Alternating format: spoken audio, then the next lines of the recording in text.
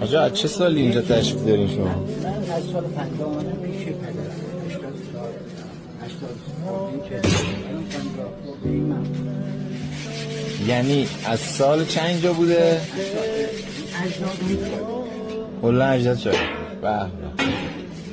حاضر جاده ابریشم. به به به به. خاطر اون چایی که میفروشم اولا میشناسم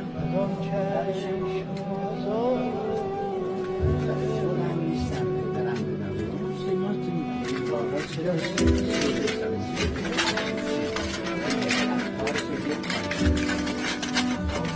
سید عطر چی؟ عطار و هزار چای سال چی؟ بیشتره خدمت کاسبیشون.